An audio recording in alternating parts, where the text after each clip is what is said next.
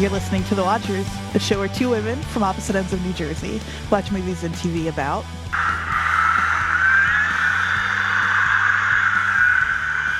I'm Andrea. And I'm Jodie. And we watched a frog orgy, essentially. Hell yeah, we did. We watched Croak. We watched Croak, season 3, episode 7 of Yellowjackets, directed by Jennifer Morrison of House fame. I'm sure That's of other right. things as well, but that's where she is from for me. Quite a few tangential Jersey tie-ins to this episode, and House being a Princeton Plainsboro teaching hospital. Exactly. Is one of them. This episode was written by primarily Alicia Brophy and Ameni Rosa? Yeah.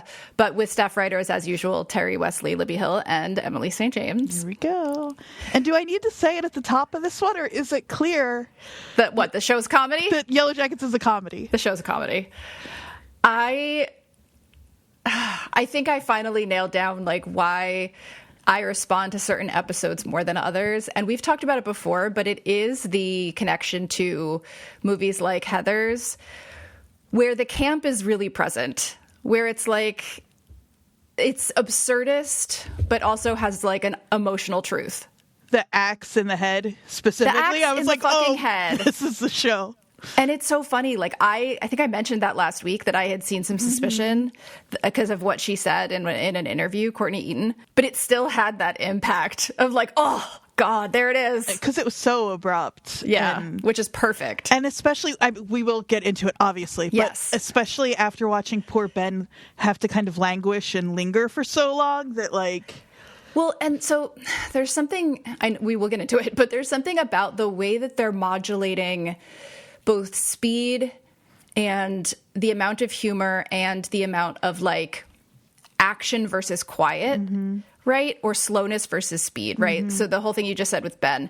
But then also last episode, we had this huge reveal. They're all dancing around the fire. We have these new people show up. We have, the guy from New Girl being hello, aliens, right? And then we start with a slow National Geographic video of frog sex. Made me so happy. I was so excited. Okay. Not about the frog sex, but about the It's so funny because every week, as long as I've known you, before we record, you say, I just really hope there's some frog sex. Always. I mean, who knew I was going to, get what I wanted finally? Yeah. I mean, you say it about every show and every movie. Yeah, so never enough frog sex. No.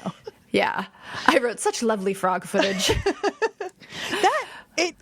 It's truly the first close-up. So I guess we'll jump into it. We'll do Wilderness first, present second, I think. Yeah, because we end in the present, so that makes sense. It's the start of a DreamWorks picture. It's so sweet, and that little frog face. Did you think it was going to get snatched up by something? Weirdly, I didn't. I was so taken aback in a good way by the way it started that I was just in. I was like, oh, cool, we're going to watch some frogs. I like nature.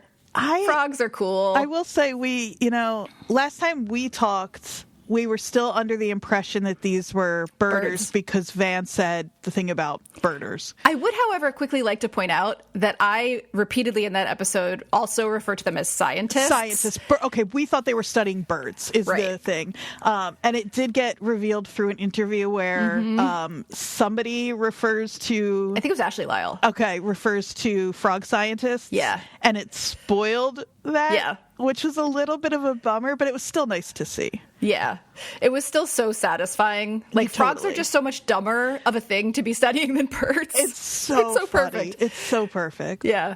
I also just want to mention, speaking of Jennifer Morrison, I read an interview with her and Joel McHale this morning where she says, I did a lot of Googling, quote unquote, frog orgy, which is a phrase I never expected to Google. Me too, Jennifer Morrison. Me too. Perfect. Yeah. Okay. Is there anything else we need to talk about up top before we just jump into the timelines? No, I think we're good. Yeah. Okay. So we're going to start, like you said, in the teen timeline. I love the way they play with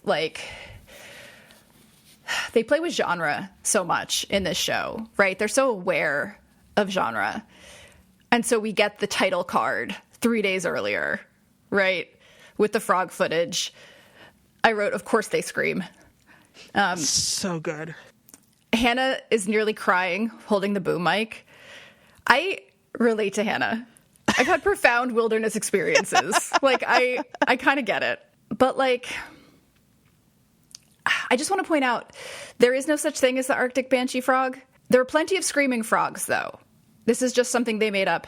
However, and I mentioned this to you off mic really quickly before we started recording, when I Googled banshee frog or Arctic banshee frog, the only reference that came up besides Yellowjackets was a website called World Anvil, which is for game masters and RPG like campaign managers. Perfect. The banshee frog, and I am not a D&D person, you are, so you'll probably... Actually, I should put this in the chat. I don't play. You don't play, you famously don't play. You famously don't play watch D&D. Or listen to D&D podcasts and attend them in person, having never played. But this link is the description of the banshee frog. Tiny beast, unaligned, armor class 12, hit points 3, speed 20 feet, swim 20 feet. Perception +1, stealth +3. This may mean something to somebody. +3 stealth's pretty good. These are stealthy little frogs. Amphibious, the frog can breathe air or water. Actions, shriek. The frog puffs up and releases a loud, short shriek. Any creatures within a 15-foot cone that can hear it must make a DC 10 Constitution saving throw. I don't know what that means. Some people are having a great time right now. Yeah. On a failed save, the creature is deafened for 1d4 rounds. Creatures within 5 feet instead make the saving throw, blah, blah, blah. I don't know what any of this means. It's just dice rolls. It's just math. It's just fantasy math. Yeah. But its defense mechanism against predators is it puffs up its chest and lets out a loud shriek that can hurt the ears of any creatures nearby. It gets its name from the undead creature of legend, which is said to be able to slay any creature that hears its wail. It usually lives in or near fresh water, such as riverbanks, streams, or ponds. So that, real quick, just to get into the name in particular, like in D&D, maybe a creature who, whatever, anything that hears. But outside of D&D, like, they didn't call it the Arctic screaming frog. They didn't call it the Arctic wailing frog. Yes. They called it a banshee frog. And banshees are canonically, I don't know what the word is, but they're female spirits. They're women. They're shrieking women. And it's from Old Irish. Yep. Yeah, fairy woman. Heralds the death of a family member, usually by screaming, wailing, shrieking, or keening. Right. Yep. So I just think it's worth noting that. Okay, so I've gotten through 2 sentences of my recap so far before I went on a full research nerd tangent. Okay, they're recording the frogs. Edwin has a fly land on him, which I thought was a fun Ben connection. Oh. Ben had flies plaguing him forever. Ben did have flies plaguing him. Yeah. It also, this scene sets these 3 up so perfectly. Oh, my God. Because he's happy to be there, but he's not cut out for it. No, he's definitely not cut out for it. As we find out later, he wore the wrong shoes. But he puts a frog in a jar, which, of course, is symbolic later on. Chekhov's jarred frog. Jarred frog, yes. And then we meet Jeff Winger.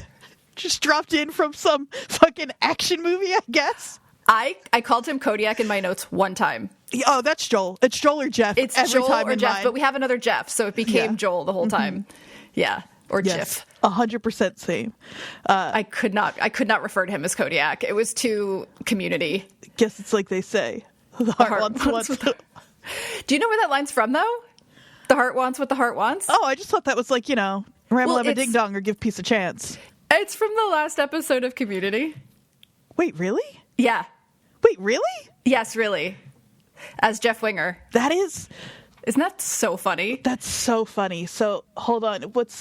Okay, so... The actual line is a little altered in Community. Is it a spoiler? Because I just need to... The line in the episode is the heart, which cynics say is code for penis. For the penis. Wants what it wants. Yeah.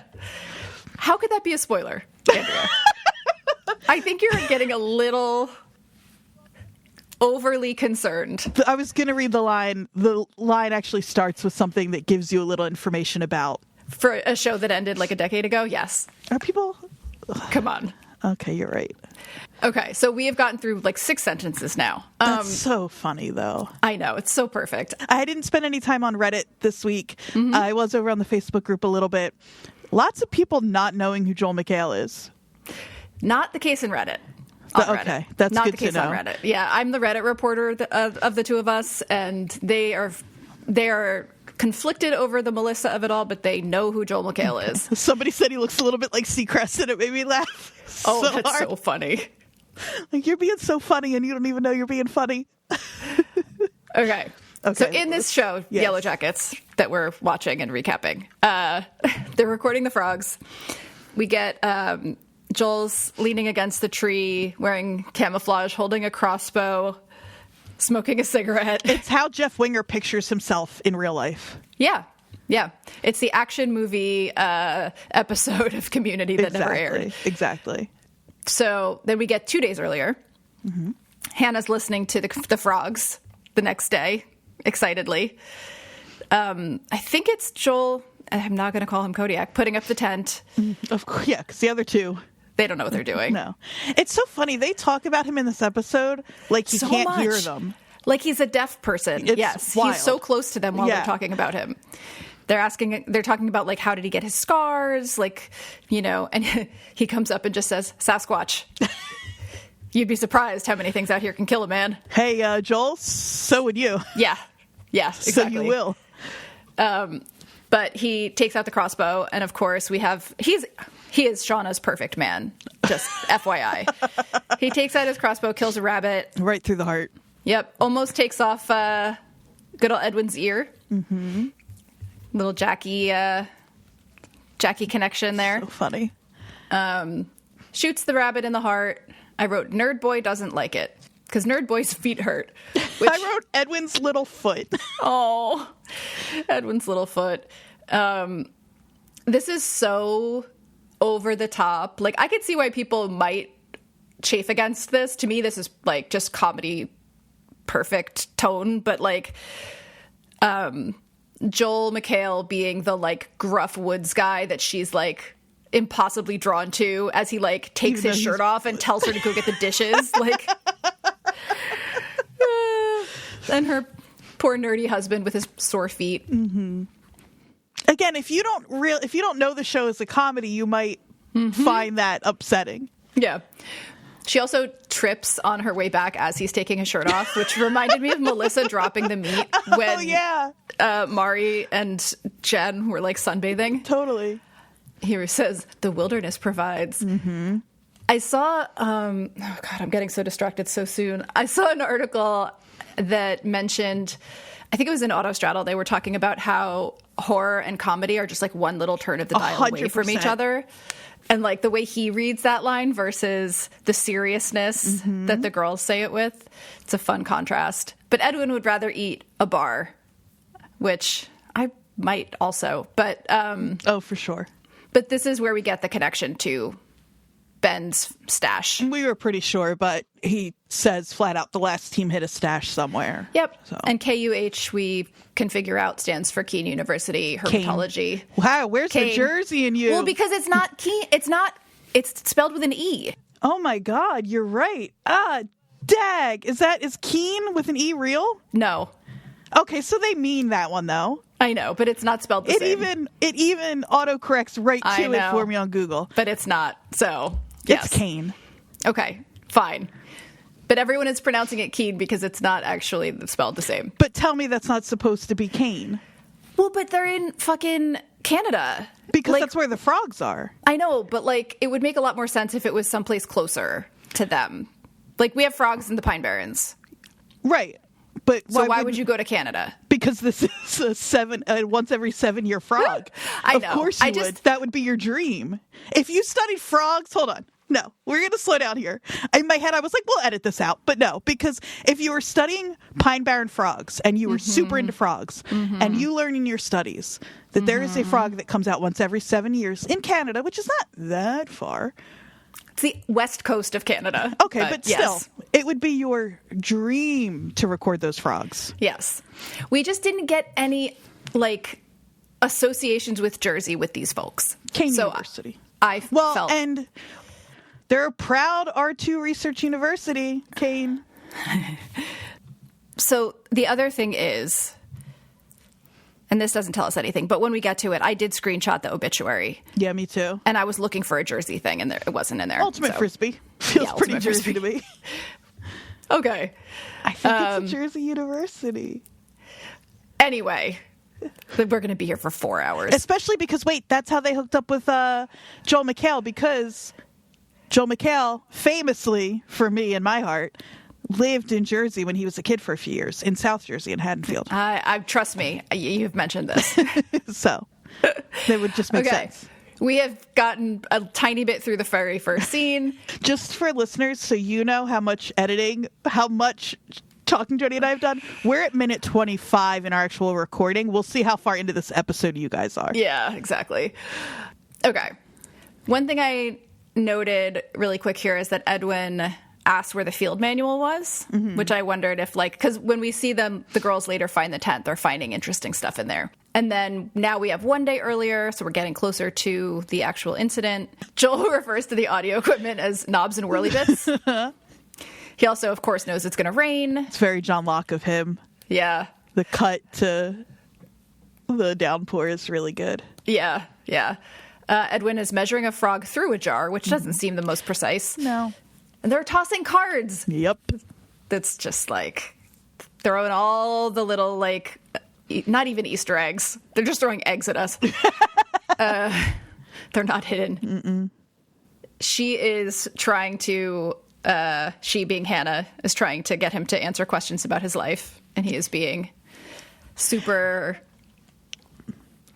Joel McHale. And it's so funny because, to me, it seems very clear that he's doing it because he thinks he's cool and mysterious. And to watch the two of them read that differently, like Hannah totally falls for it, it totally works. Edwin gets immediately suspicious. Yeah. And I'm just like, come on. It's Joel. It's Joel. I followed a buck into the woods with my bow and never came out. Okay. We get a nice GeoCities mention here for the old heads. Geo what? And then he tells them an Aesop's fable about the frogs who desired a king. I did have to look this up. I knew it was a fable, but I didn't know the exact story. But it's just what he says. The frogs prayed to Zeus for a king. He sent a heron, killed the frogs. So they're desperate for a leader, an antler queen, but it leads to death. And we can talk all day about who's Zeus, who's the heron. Sure. But yeah. But instead we get a lovely Sugar Ray drop. Perfect. It's in that same tone of, like, when they're walking into the reunion, gotta keep them separated. And Offspring is playing. Offspring, thank God, yeah. Yeah, it's the same vibe as, like, the Offspring drop when they're at the reunion. So silly. They do actually refer to it as a frog orgy here. Yeah, they really spell it out for us. Yeah. Well, I guess Joel does. Yeah, but I mean, I feel like they kind of put that in there just to be like, this is why you didn't hear the screaming earlier. She asks when the rain will stop, and he says, who can predict the future, which you just tried to do. But it sounds cool, and that's his, that's going to trump everything. This is such an elaborate way to break the thing, though. I know. It's like they went all the way around the block and came back to just break a phone. Exactly. Yeah, I was thinking the same thing. There's got to be someone on that writing staff that just had an obsession with Miss Cleo and just wanted to get it in there. For sure. For those who aren't as old as I am, God, those commercials were everywhere. For the psychic Miss Cleo 1-900, and you could talk to her about your future. There's a really good documentary. Is there? Miss Cleo, Her Rise and Fall. Ooh, I should watch that. We should cover that. Now we have a reason to, because it was mentioned once in right in the show. We should cover that in the off season. Okay. All that to say, she's pretending to try to use the phone, or is actually trying to use the phone. She ends up wrestling with Cody in a very flirtatious, I'm going to wrestle with my crush kind of way. Falls on it and breaks the antenna. Yep. It's so funny because Edwin's supposed to be like kind of the stick in the mud, but he's the only one with any sense at this point. Yeah. He's like, this is our lifeline, and we get another. Everything that comes out of Kodiak, whatever the fuck, Joel McHale's mouth is a line from a cheesy 80s action movie. Relax. I'm your lifeline. It would work. It would work for me. Oh, so would work for me. He is smarter than them by quite a bit, though. He's smarter. He's like... Yeah, it's not... Because, like, there's also a version of this where they hire a guy that the university hired, and he's actually useless, and that screws them. But that's not what's happening here. No, I read in the pitch for the character, he's referred to as a mountain man. Love it. Yeah. So then, the day... they're walking, and Edwin is, again, talking about Joel McHale like he's not in 5 front feet of away. Joel McHale, yeah. He thinks they're going the wrong way. We note here the compass doesn't work, right? So we're getting into another one of those areas. Edwin's so funny here. It's like major, like, let me speak to the manager energy. He's like, I'm going to make him look at my map and look at my compass. Yep. It's like, get out of here, exactly. Edwin. Of course he's the first one to die. I hope someone puts an axe in your head later. Yeah. You may get your wish. He talks about how he's telling stories about libertarian frogs. And then we see the symbol. So we're getting we're getting the compass spinning, we're getting the symbol on the tree. I think all of this stuff is sort of, I saw people complaining a little bit that there was too much of this lead up. I loved it because it was just like, we're checking in on all of our things. I would have watched a full hour that led us right back to the end of last week and been happy. Yeah. So we get the what we saw at the end of last episode. They're looking at them through the woods. Hannah starts recording on her DAT tape. One little thing. Edwin says, like, you're smitten. She doesn't deny it. La, la, la. Then we get night, and Edwin, who is become increasingly suspicious of Joel because he's so hot and cool. Oh, yes, I know what you're going to say. Yep. Finds it, like, looks through his stuff and sees that his jacket has a name that isn't Kodiak, and it's not Joel McHale. No, weirdly. Or Jeff Winger. He thinks that means he, I guess, killed some guy, Eric, as if this isn't the kind of guy who only buys his clothes from the Army surplus store. Yeah. Yeah. I will say there's been a little bit of a detectiving. There's been a little bit of detectiving around the name Eric and its appearance a couple of times in this show. Misty is feuding with someone on the Citizen Detective boards named Eric. And Eric with a K? Yes. And then there was a shot from some sort of behind-the-scenes thing of a blue jersey that said Eric on the back of it or something. So we don't know yet, but could be anything. Yeah. But then, so Hannah starts recording. I wrote, the girls look silly in their floppy cloaks. They really do. We see, it's like we're seeing them just slightly off from what we saw before. Instead of the like ritualistic, dreamy shooting, it's this like, these girls flapping around in sleepover sheets. Energy. Yeah. Yeah. They walk up, Lottie laughs, then yells, which we've heard before, but then Van. Oh, Van. She breaks my heart in this episode. Oh my God. Over and over again. She's such a kid. I know. Like, she says, we're going home. We're going home. God. Which is funny because she has been one of the ones, maybe at the end we'll talk about this a little bit, but it is interesting to see. She's been one of the ones who has sort of bought into the wilderness. Yeah. But there's like, it's not 2 camps really. It's like 4. It's like bought into the wilderness, wants to go home, bought into the wilderness, wants to stay, hasn't bought in, but wants to stay, hasn't bought in, but wants to go. I also think there's like this continuum that some of them are going back and forth across. Like Travis has been in one area, went towards the Lottie side of things, seems to be coming back. You know, Akilah was super skeptical, now is on the other side of things. Exactly. Like, they're all kind of going back and forth. And I think that because season 1 was so iconic and Van was sort of falling in with Lottie then, we tend to keep her in that camp. But she actually has been, I think, coming back the other direction for a while. So then we get credits. We come back and poor Hannah. We didn't mean to interrupt. We were just leaving. No, you're not. She's so funny. Bye-bye. But the Misty moment right after this, she like throws the meat. He died of natural causes. She looks so guilty. Well, and it's like the way, I mean, we really should slow down here for a second because slower.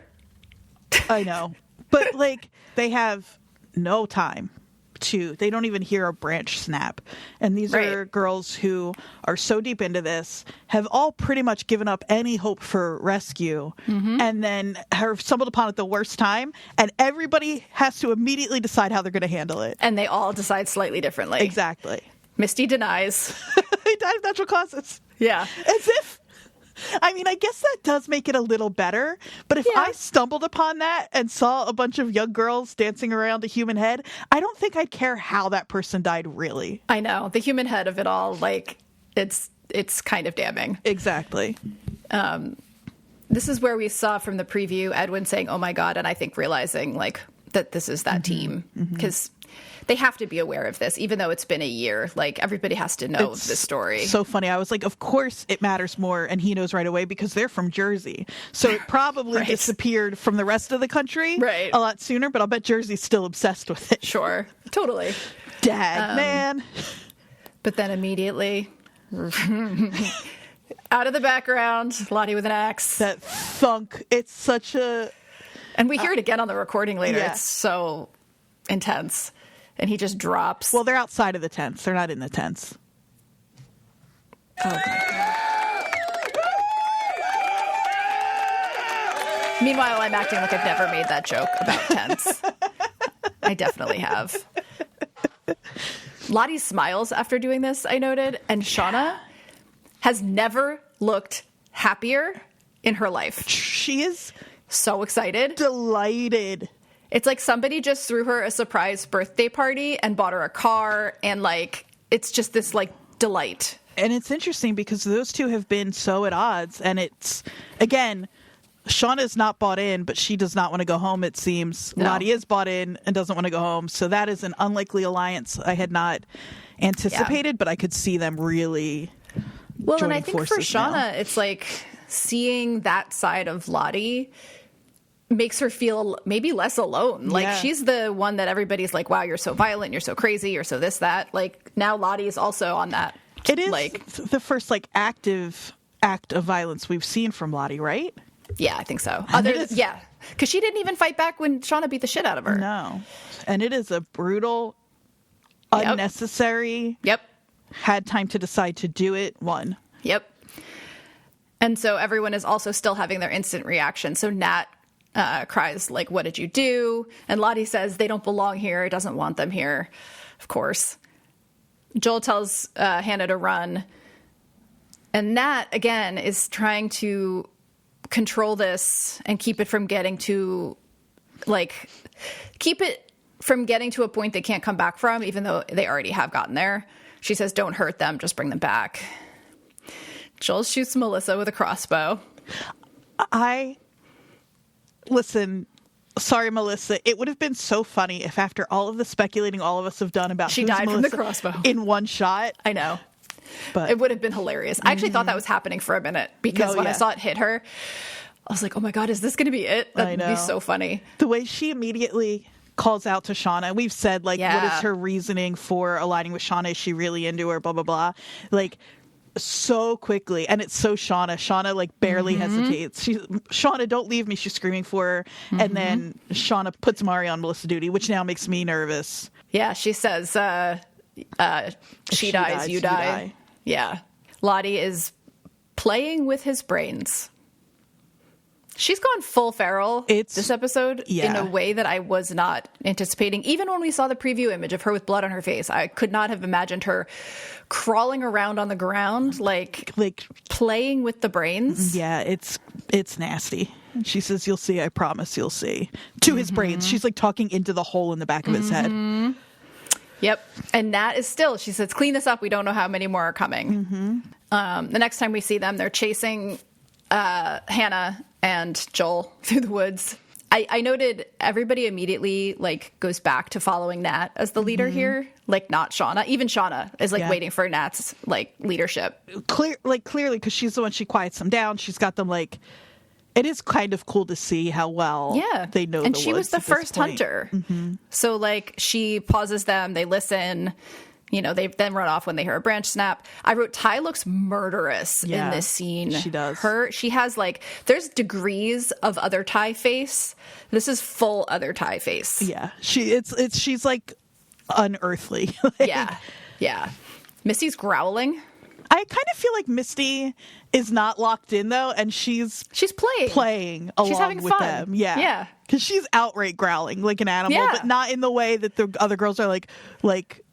Whooping and hollering and all of that. It's not guttural. It's like when you're a little kid and you're like, I'm going to be the dog. Exactly. Yeah. This is where they split up, Hannah and Joel. He wants to go deeper into the woods. She wants to go back to camp. I would follow Joel McHale in that outfit anywhere, and not just because of what he looks like. He just seems like he knows more what he's doing. But then the group splits up as well. Shauna and Nat go off together, which is interesting. It's like, even with all of the hatred between them in that moment, like, that's the natural pairing. Exactly. Because they're both, like, really powerful. This is, we get the hair on the branch.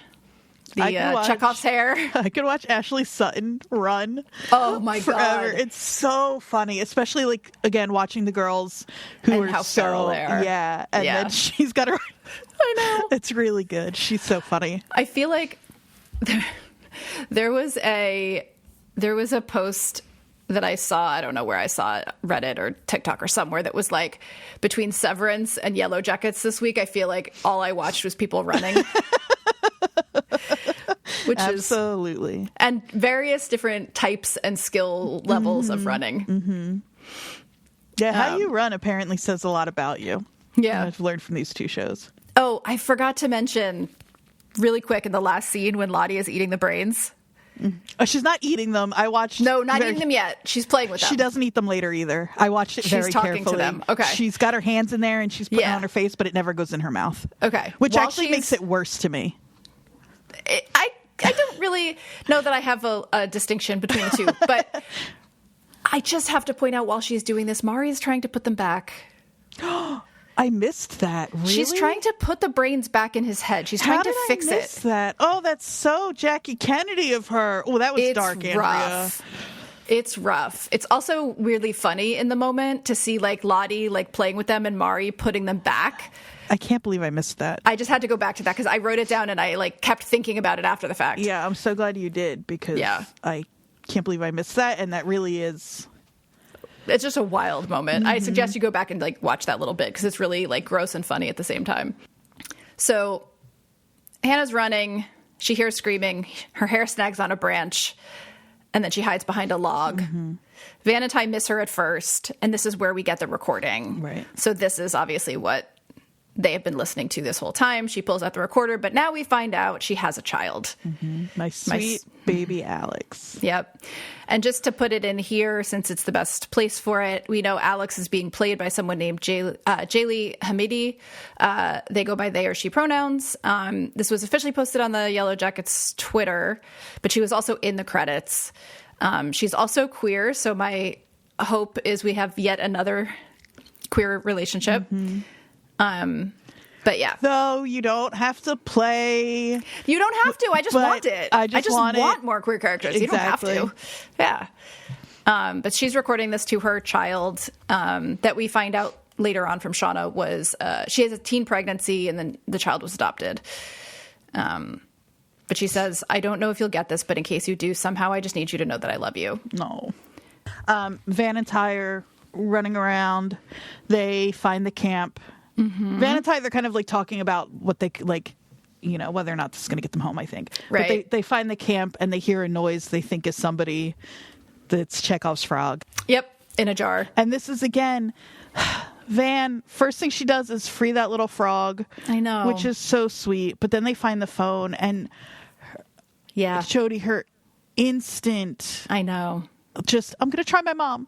Yep. My heart. I know. She broke my heart over and over again in this episode because it's like, I do think that, like we're talking about it, the way she was in season 1 versus how she is now, she clearly is like done with the games they're playing and all of this. She wants to go home. Ty also here sees a map, which I think may come back, right? She finds Edwin's map and a canteen. And then they see the broken cord. Right. And Ty, so it looked like a cord in that moment. Well, it's the antenna that snaps for sure. I know. It might just be a weird continuity thing. But anyway, or I missaw it. But I thought it was interesting that Van looks crushed. And Ty looks like she has to kind of think about how she's supposed to respond. Yeah. Yeah, that's right. I thought there was something odd about her there, and that feels right to me because she kind of like, and she goes for the middle response where she says like, at least we have all these supplies for the.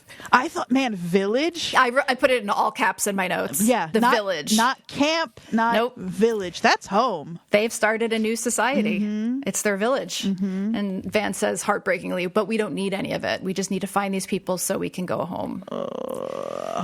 Yeah. This is, I mean, we contemplated all the different reasons we could see them split into two camps, but to me, this is the most, like, I mean, other than the life and death of, like, killing someone and not killing them, which also would have made a lot of sense. But should I stay or should I go is also... Exactly. Yeah. We flip over to Akilah and Travis. These pairings are also super interesting because I wonder if, I'm just thinking out loud right now, because these pairings are of people that are typically, or in our minds, maybe ending up on opposite sides of things, maybe. Because Akilah and Travis, Akilah is still clearly very much a Lottie acolyte here. She's making excuses for her. I know. Lottie must have had a good reason. Yeah. Travis isn't so sure. No, I don't know. Maybe she's just... And kind of paralleling this with later with Callie and Jeff talking about Shauna. It just that felt not like... Not wanting to believe. Yeah, but needing at some point to admit that the person you've been putting your kind of like faith and trust into might not be. Yeah. So. Yeah. Misty comes running up. It's apparently now it's called the Shit Ridge, which I love. The Shit Ridge is that way. So if we drive him to it, we can corner it. Like Crystal. Yeah. Yeah, of course she has that plan immediately. But Misty, once again, with a useful plan. Yeah, and they use it. But they immediately separate her. They use it, but... They don't want to be running around with Misty. This is where we get a really good young Misty doing an older Misty. That like, okay, and the little smile and snap into is so Christina Ricci. Yeah, you're so right. I hadn't even noticed that, but you're totally right. Hannah's still hiding and crying. She's that would be me. That would have been me from day one of the plane crash. Just hiding and crying. Yeah. But smartly, she does take off the case and stash it under the rocks. Like Shauna's baby. Nat and Travis. Nat and Shauna are coming up on her. They hear the gunshots, right, that they're using to lure Jeff Wenger to Shit Ridge. And I think... Hannah, assumes that means he was shot, right? Because I think she yells his name. I think that is part of why she gives herself up. I think so, too. Yeah. They're totally doing the, like, hunter tracker thing, though, because, like, Nat sees the footprint. Shauna pulls out her favorite knife. She's looking at them up through a hole, and I wrote foreshadowing. I think she's Pit Girl. Oh, yeah, she's Pit Girl. Unless we've got something coming out like totally out of left field, she's Pit Girl. Yeah. Yeah. Which I think is really fun. But she decides it's better to come out than get caught. So she comes out with her hands up. And again, they immediately do what you expect. Nat says it's going to be okay. And then Shauna grabs her and puts her arm behind her back. Good cannibal, bad cannibal. Yeah. Good cannibal, bad cannibal. Yes, exactly. Shauna says you shot an arrow through our friend. And she points out she doesn't have any weapons. It's not her. Right. She's like, I barely know that guy. Yeah, exactly. I wasn't just lusting after him. No. Van and Ty come running up. And then we get the argument that we kind of saw a bit up in the trailer where Shauna says we can still get rescued without leaving any witnesses. Oh, my God. She's just off the deep end. But Hannah smartly dangles the fact that she knows where there's some first aid supplies. Which, make yourself useful, you know? Yeah, there are a few moments in this where you can tell. I really like her, by the way. She won me over right away. Yeah. But there are a couple of moments where you can tell she's really thinking about what her best play is. Yeah. And I think maybe now would be a good moment to just kind of mention that Ashley Sutton, who plays Hannah, actually auditioned for the pilot. Yeah. I love it. I love how much the people that are guest stars on this show are psyched to be there and like really love the show. Yeah, there's an interview where she talks about that and says like she kept kept watching the show that she tried out for. But I think it's funny. People have been pulling up the pictures of Pit Girl and saying like, oh, it's the same face, whatever.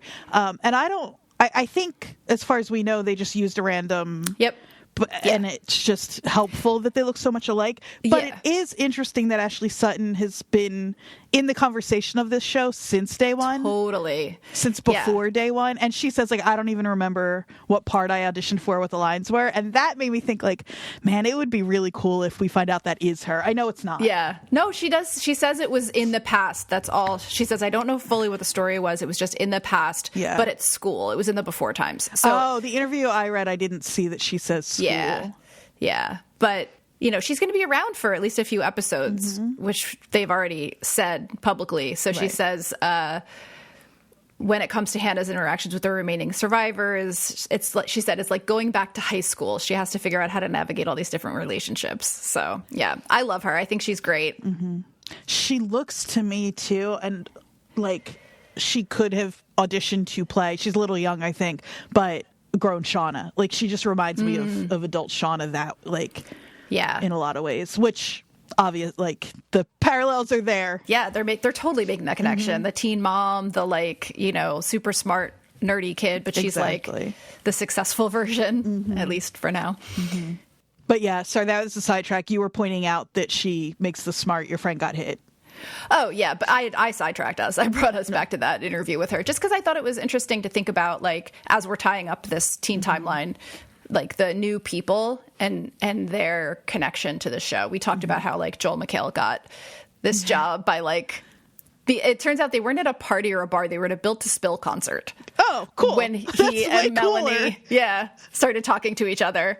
He said he was about 3 IPAs in, and he was like, they're not going to remember that conversation. 3 IPAs in at a Built to Spill concert. I love him most. I know. So much. I know. So it works, though. She's alive for now. Which is funny, because I feel like if I were one of them, I'd be like, okay, well, infection doesn't exist out here. So exactly. I'm not worried about it. She's going to be fine. Van's face was torn open and she's fine. So you should see how hard we had to work to kill Ben. Yeah, exactly. But it does seem to work. We see Misty is again howling and running. Joel shoots at her with a crossbow. She's got good reflexes. She ducks. Yeah. But her glasses fly off. So now we know how she broke them. I know it doesn't really, like, it doesn't give us anything about that winter first scene. Yeah. But it's just so fun to be like, oh, yeah, there it is. It's fun to watch all of those things slowly fall into place. Never in a million years would I have guessed it was Joel McHale with a crossbow. Joel McHale in the woods with a crossbow. Yeah. Yeah. She's very Velma here, like my glasses. Patting around for. Yeah. Yeah. But then, so Joel runs past Travis and Akilah, and she yells, stop, there's a cliff. So he slips as he turns around, but he's hanging on. Save your bullet. He's so cool. I love it. But Travis, I know. I'm telling you, Travis is going to end up back on the opposite side from Lottie pretty quick. I think so. He says, take us back with you, and uses the gun to pull him up. I know it's not going to happen this way. We already have stuff from the next, but man, would I have loved Travis to be like, I know these woods. You, me, and Akilah, we're going to sneak out so quiet, and the three of them make it back like 5 years before everyone else. I know. But honestly, I feel like Akilah is so brainwashed right now that even if that had been a possibility, she would have been like, no, we have to go get Lottie. And then they get back to camp it's daylight, and Lottie's been talking to Edwin's brains the whole time. Yeah, she has. She's just in there rubbing it still on her face. It doesn't really matter what she's saying. She's just saying Lottie stuff. And then, but we get Melissa with that arrow. They've clearly been trying to pull it out for hours, it seems like. Because it's now daylight. Yeah, exactly. And just the idea of them doing that while Lottie's been 5 feet away talking to Dead Man's brains is so funny. I know. And Jen proves herself useful. Yes. She's the one who has the idea that it's got to go through. Because it's barbed, yeah. And she's... Neither one is a good idea, but it's better. You don't have another... Right. Yeah. If this was like ER or Grey's Anatomy, they would stabilize it and get her to the hospital for removal, but they can't really do that here. We don't have that option here. And so Jen... it's perfect. So they're getting ready to do it. Jen's like looking really determined. Lottie asks if she can help. Can I help? And I think it's somebody, it doesn't matter who. Somebody says, haven't you done enough? Jen says it, yeah. Okay. And then Lottie says, those strangers, they were going to ruin everything. Mm-hmm. And my girl Mari, go fuck your blood dirt, Lottie. The more funny lines they give her, the more I am convinced that they have to let her live. It doesn't mean they will, but I feel like they're just going to break our hearts. And they've already done that too many times. I can't take another one. I think Mari makes it back. I really do. And I hate to keep going back to the superlatives, but somebody just found them in the Facebook group again. Mm-hmm. And I was like, that's why I've been flying this flag. And they're giving us more and more indication. We've got a pit girl. They didn't let Ben go home. Yep. We'll talk in the present about what they say about Melissa and Jen. Yeah. And their fate. And I mean, who knows what's going on with that. But I just think like, it's nice because I know you never believed me about Ben making it back, but it's nice to have you at least halfway on my side about Mari. I'm hoping that you were right about this, and I am more convinced. I'm not convinced, but I am more hopeful now. The more they give her to do, the more like we as an audience, like, because you don't just suddenly start liking a character you originally didn't like. The writers turn your opinion of that character through the decisions that they make and the lines they give that character. And they have turned our opinion on Mari. Mm-hmm. Like, I know you loved her from the beginning, but other than you... I loved the fact of Mari. Yeah. I loved that she was a character here. I understood that she was not likable, but you can like the fact of a character without liking the way they act or the choices they make. Yeah. And... so that has always been fun for me, that we have like a regular high school mean girl in the woods among all of these feral women, and she is not like them. I thought all of that was interesting. I thought she was really fun. I understood the hate, even though it's fun to pretend like. Yeah, but totally. they want us to be feeling more positive about her. Yeah. And the difficult thing is, for a show like this, is it because they want us rooting for her to get home so that when she gets home, we're happy about it? Or the opposite. Right. Yeah. Yeah. I mean, it's like, you know, when you start to hear someone's family backstory, you're like, oh shit, they're going to die. Mm-hmm. But still, they have turned our opinion on Mari for some reason or another. And I'm going to hope that it is because she's still around. Yeah. And then this is when, so they push the arrow through, and then and they come back. Hi, I'm Hannah. She's really pulled herself together, because I didn't get the impression that she didn't care for Edwin, and they are like, I know, he got an axe to the head. It's another reason I thought these were Jersey people, because she got her shit together real quick. Well, and there's an implication both in the show, in this scene, and also in interviews with Ashley Sutton, that there's more to Hannah than we know, right? Mm-hmm. We find out she's a teen mom. She's obviously gotten through some shit. Right? And so we do, I think, find out in the next couple episodes a little bit more about her backstory. And she seems like she's pretty tough, actually, even though she comes off as naive in the beginning. So when they come back with Hannah, again, she says, hi, I'm Hannah. Lottie has blood on her face. I wrote, Shauna looks satisfied. She makes eye contact with Mel, though, and Mel has a different look on her face. Yeah. I don't know what it is, but I mean, I couldn't read what that was, but there was definitely something there. Yeah. Well, Shauna did ditch her. She did. Yeah, she left her with Mari. Mm-hmm. I also know this probably means literally nothing, but just I like to think about the way this show is shot. And I know Jennifer Morrison thinks very carefully about how she shoots these scenes and like lenses and camera angles and all of that. Like I read in that interview with her some really cool stuff about that. So in this scene, when Hannah introduces herself, it's a really like overly wide angle shot. And it pulls up, and it's this strange, like stretched feeling that a wide angle lens gives you, and then it fades to a blur. And I don't know that it means anything, but like I feel like these decisions that are made by the director are purposeful. Right. She talks about with Cody and how he has this like precision because of his training and his background. She says, I kept designing sequences where long dolly tracks were with him in the woods because you can feel the precision of the dolly track as opposed to running with a steady cam or following him with a drone. That's so cool. I know. She said it's a different feeling with different pieces of gear. There was one sequence where there was like 100 feet of dolly track at one angle and he was running at it at a 45-degree angle. So they were converging. It almost feels like you're on a zoom lens because you're getting closer and closer. But then he hears the gunshot and turns in a tight close-up like you're pulling a bow and arrow. Oh, that's so cool. I love this shit. That like, I rules. would love to see like a whole interview with her just on the directing part of this. This was from a Variety article. We can link it in the show notes. It's just super interesting. And we don't get too many overhead shots in this show, so much so that they do stand out because we have the one at Lottie's compound. We've got, I think we get an overhead shot in the first episode of the soccer field. Like, it's not, we get the one of the girls spinning around the fire. It's, yeah.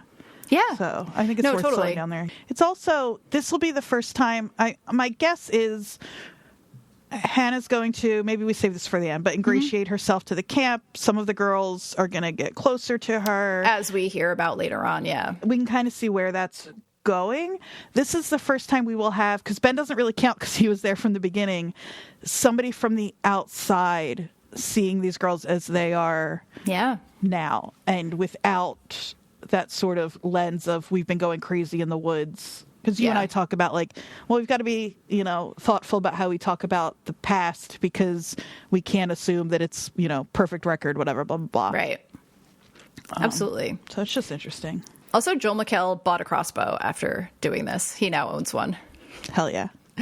One year for Christmas, one of our friends got all of us crossbows. This is what you do in South Jersey. So for years I had a crossbow. Wow. Pretty cool. That is not a North Jersey gift, I'll say that. Adult timeline. We're still at the Jolly Hitcher. This is the bathroom. Remember you said it was it was clearly a hotel bathroom, but like a motel bathroom. So Shauna is listening to the tape in the bathroom. And this is where we hear the axe thudding noise again. Good Lord. Good. Fast forwards, and then she hears the part about with Hannah talking to her child. Not just a mom who had a teenage pregnancy. No. She Googles Hannah plus KUH plus frogs, as you would. And she finds the obituary page for Hannah. Hannah Sophia Finch. I wrote Furch. It's Finch. Finch like a bird. Oh, so bird. We're still kind of right. Yeah. Hannah Sophia Finch. State bird of New Jersey, FYI. Goldfinch. That's right. You sure these are Jersey people? And they just threw an E on the end of Kane? Maybe they did, yeah. So they didn't have to do copyright stuff. You're so right. Thank you so much. So basically, I did screenshot the obituary. Same. And it says, please join the family of Hannah Sophia Finch for a celebration of life at the Harrisburg Friendship Church this Saturday.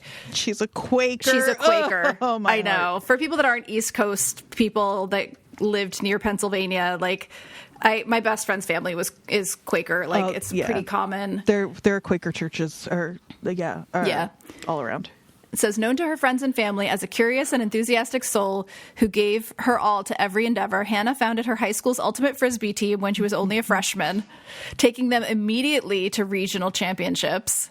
Hannah overcame many personal challenges, code name for teen pregnancy, to earn her high school diploma through night school and still put in shifts on the weekend teaching Frisbee to local youths.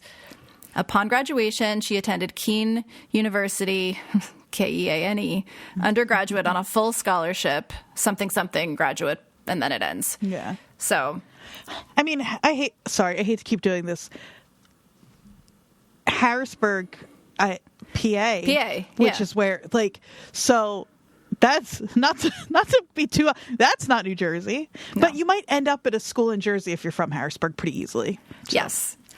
So when I was in high school 1,000 years ago, the most commonly applied to schools from New Jersey were Delaware, Massachusetts, Pennsylvania. Right. Because it's that sweet spot of a distance where you're going away to college, but you're not like going away to college. Right. And it's probably, I would assume, similarly in reverse. I would assume, but who knows? Okay, I'll let it go now. Yeah. But Jeff knocks on the door, and she's been in there a while, apparently. He asks if he should use the bathroom in the lobby. this whole scene between the two of them, I know. it exemplifies everything we've been saying. You know, she's so self-serious. We're hiding from a murderer. I'm protecting our family. And she has to, like, she doesn't want him to leave, but she can go do whatever she wants, making phone calls. It's nice to sort of see him call her out on some of this. You set me down for snacks yesterday. Right. I know secrecy is your love language. I'm stuck here in this poorly furnished shitbox sitting on my hands. Perfect.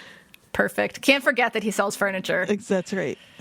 But, like, he says, you should know by now that I've got your back. And she gets so manipulative here. I know. Like, you could read it as sweet. I do not. She says, I don't deserve you, you know. She, like, you can see her face shift. Mm-hmm. And she says, you can do something for me. You can keep an eye on our daughter. And he looks at her. He's like, I always keep an eye on our daughter. Like, she's our daughter. The good parent. That's what I do. Yeah. But again, Shauna is so threatening now. Mm-hmm. She says she's really smart and has a lot of questions, but for her own safety, she needs to back the fuck off. That goes for you too, sweetie K. Yeah, and then why don't you order room service? That would be fun. Yeah, she's... yeah. Again, the fact that she is played by someone as charming as Melanie Lynskey has really, I think, helped us paper over all of the times where she's been more scary than we really want to admit. Yeah, absolutely. But so Callie's listening behind the door because she is smart. Yeah. And so I had to go back and remember, she listened, we think, to the whole recording of Shauna playing the recording. Right. So she's heard at least parts of that recording because I was like, how does she know all these details to research? But that's basically how, I guess. She didn't hear the part where she talked to her, the daughter, because Shauna hadn't played that before. Yeah. That's a great question because she searches. So she searches, what is it? Unsolved Missing Persons plus Canada plus 1990s. Okay. So that's not, like, she didn't search, like, frog, whatever, right. you know, missing persons. Do you put a plus sign between your search terms? No. Did Callie learn that from Shauna? Because she does it, too. I know. So if I am not finding what I'm looking for, I will put it in quotes, or I will use an and. Right. But okay. I just thought... But no, that works, too. I was curious. Yeah. But what she comes up with... she doesn't come up with anything that I saw in those search results in my screenshot of it about necessarily in this moment, right, the frog scientists. What she does find is an article that says remains found in Mount Robson with foul play suspected. And Did we see a date on that? Yep, June 18th, 1997. 2 hunters searching for elk discovered the body of a woman hidden under rocks in the Mount Robson corridor. And that's all it says. That's early for rescue, right? Yes. Because June 97 is the summer. Right. Are we going to find out? You know how they fucked us with dream sequences in previews in the past? Do you think they're going to screw us and the pit girl scene is in, like, Hannah's mind or something? No. I really don't. So what do you think the date is just a fuck up? That seems pretty. I don't think that is body? the pit girl. It's not pit girl. Well, I just figured. Like, that they take her out. Yeah, you're right. So, like, is that body that they found in June? Huh. I don't. So here's my thing. I don't know that this actually connects to anything specific. If it does, again, on Reddit, tons of good information. The Mount Robson is a real place, theoretically not that far from where they are, but it's very close to the road and it's a popular hiking trail. So parts of it could be further out, but, like, it doesn't necessarily make sense to be in the middle of where they are. Okay. So it could be a red herring. It could be nothing. It could also be Crystal. Like, because Crystal's body was never found that we know of. So theoretic, but then if they were that close to Shit Cliff, they would have heard this girls. So it's like, we don't know, basically, is what it's one little detail that we haven't figured out. Yeah, I don't know that we have any way of knowing what that refers to, if anything, at this point. But the closest guess that I saw was it could be Crystal, because she is the solo woman's body that they found under rocks while the girls were still out there. Right. And we haven't seen Crystal's body. And so then the implication or whatever there being that they are closer, that people were finding things close enough that... Right. But then also our scientists are clearly like out a ways. Right. So anyway, we know nothing yet. Right. So now we're back at Ty's fancy hotel. Van is watching Ty sleep. I wrote probably drinking black coffee because, of course, like looks like she should be smoking a cigarette. Mm-hmm. She is stressed. Yeah. She's just kind of like eyeing her suspiciously, which fair. If I was around Ty, I would constantly be eyeing her suspiciously. Yep. But Misty shows up with someone from the hotel who lets her in. Your nation thanks you for your service. Keep an eye out for that 1099. She's doing things above board. She's never sent in that 1099, but no, it's so funny. Van grabs a butter knife because, that's going to work. But the whole, point of this scene is that Van didn't know that Ty met up with Lottie the day that she died. Nope. So Misty reveals that. And she also says, you lied to Ty. You lied, and you do have a history of doing crazy shit and not even knowing about it. Correct. So... And then the thing, too, that really gets me here, or that doesn't really get me because it's not surprising, but Misty flat out asks, she's like, you think, to Van, she asks Ty, Ty says, no, whatever, that's whatever. But she asks Van, like, you think she could have done it? Yep. And the little the face that Ty makes when she gives that tiny little nod. head shake. Yeah, or say, head like, shake, yeah. To say, like, don't you fucking dare, is not, it's like, it feels to me more threatening than like pleading with your love that they or have your back. Yep. And then you're right. What happens here is Ty says, besides, it's obviously who sent the tape. And Misty's like, what tape? What tape? Because I forgot too that Misty doesn't. Misty's always left out of the loop until they need her, which she brings up later on. So Shauna's coming down the elevator. Door opens to Misty, Ty, and Van. I thought they were in the same hotel for a minute, but I guess who knows with the valet and all, but I think they went to go see Shauna. But why wouldn't they call her first? Who knows? I mean, Misty doesn't let anyone know what her plans are, so that's a good point. Got to catch people off guard. But Shauna and Misty, Shauna's so mean to her. I know, consistently. Yep. She says, "What is she doing here?" But we find out that they actually didn't listen to the whole thing, so Shauna has to break it to Ty and Van and Misty that Hannah had a daughter. And all of their reactions here and in the car after this are so specific. Van looks horrified. I know. Misty's just like clearly mentally puzzling things together. Right, exactly. Yeah, she's and more Ty is like, how am I supposed to react right now? Like, yeah. But Misty says, I'm sensing cleanup because she's going to go talk to this person, gently have a conversation with her. We talk a lot about how, like, what am I trying to say? The scene where like Misty calls her out on it and she's right. She's like, if past this prologue, you will, late and rudely. And just Shauna's just so dismissive. I know. Of everyone all the time. Like Van says your track record's iffy. Yeah. But when she calls the brakes out and Misty says like, oh, so now that wasn't me. Right. And Shauna's like, yeah, whatever, sorry. Like, yeah. No, and it's funny, like normally Van and Ty are also pretty shitty to Misty, but you can tell here they're kind of like, no, actually, you do constantly ask Misty for help. Right, exactly. But we're going to get a road trip because they're not going to let Shauna go by herself. Well, and Shauna says, I'm not going to sit around and let myself end up like Lottie, which is what Jackie accused her of in the walk-in. Yeah, that you're not doing anything about it. So Van says, we're going with you to Richmond, Virginia. So sadly... It's pretty far. They're not going to Williamsburg. No, not Williamsburg. Not this time. Poor Jeff. That's all he wants. I know. Misty says, maybe I can be the last person to hear this tape.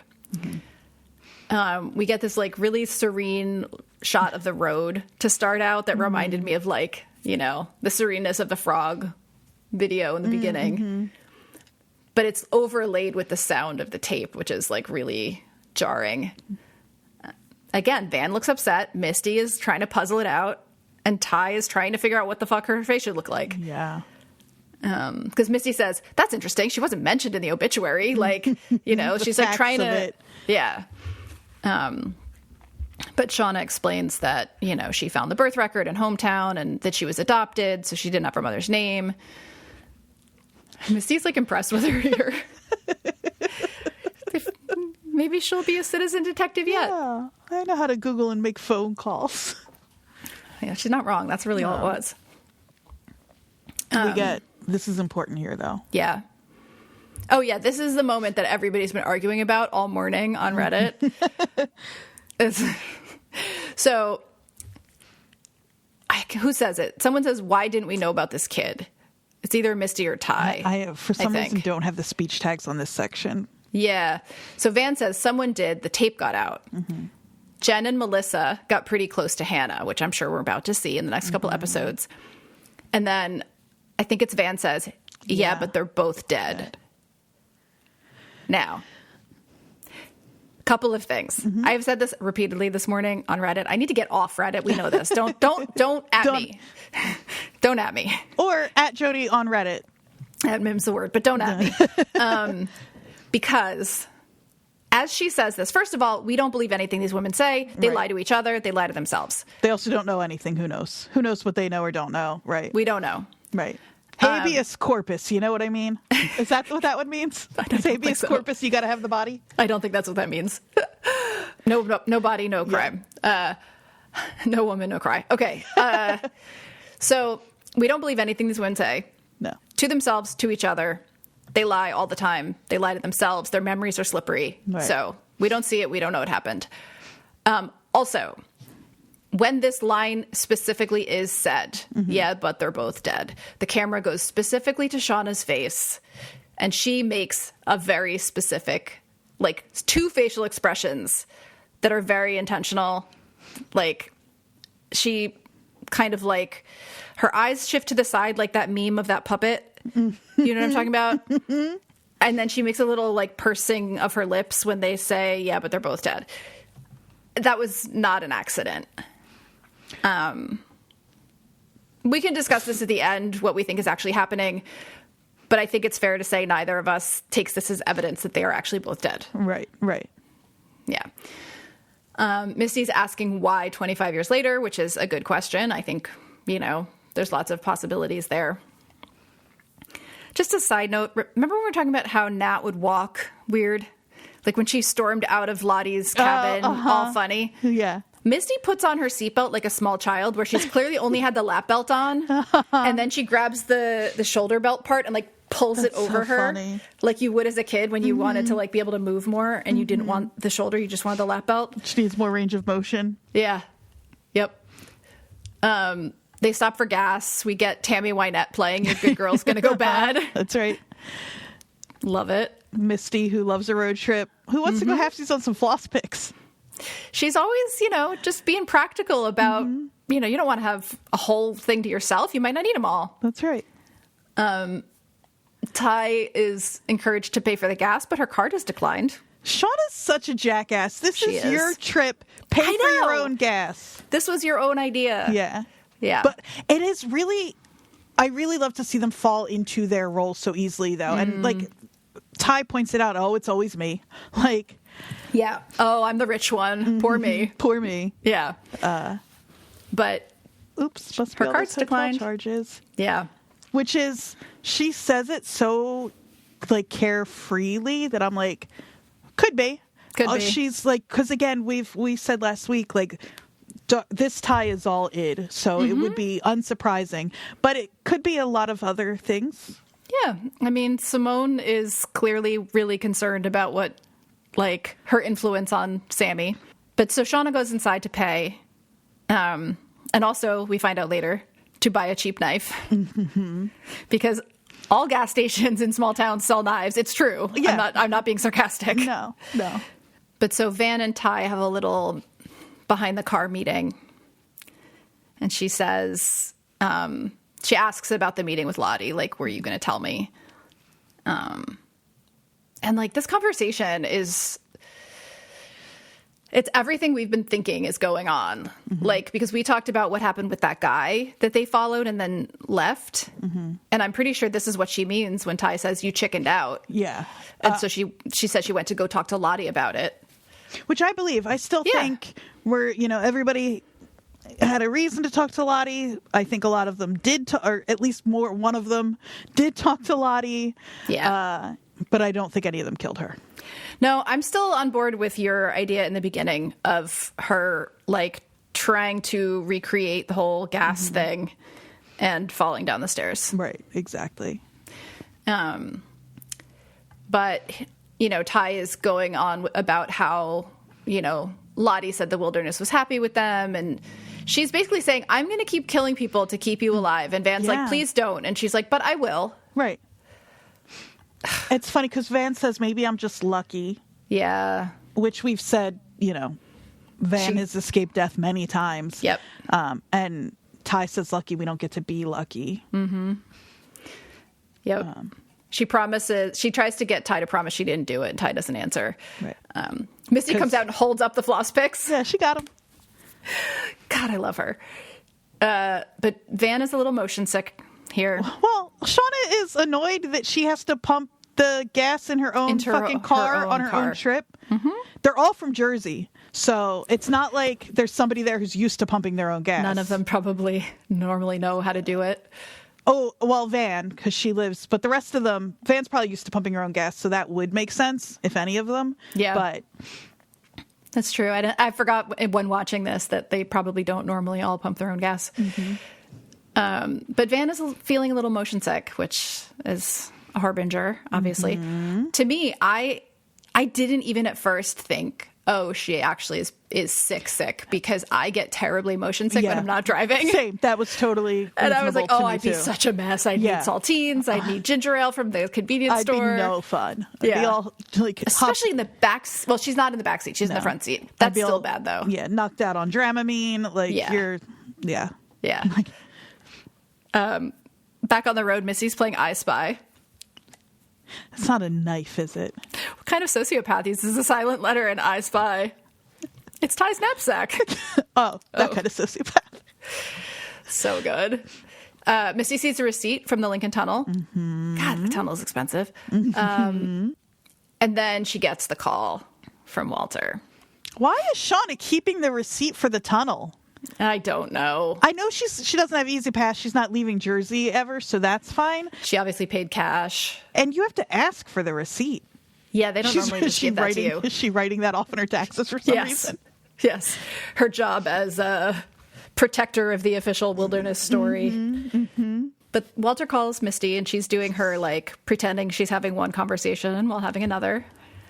Walter gets it. Yeah. Do we think he's telling the truth? Yeah. I think probably. Why not? Yeah. I mean, like, why? He wouldn't need the hair to lie. Yeah.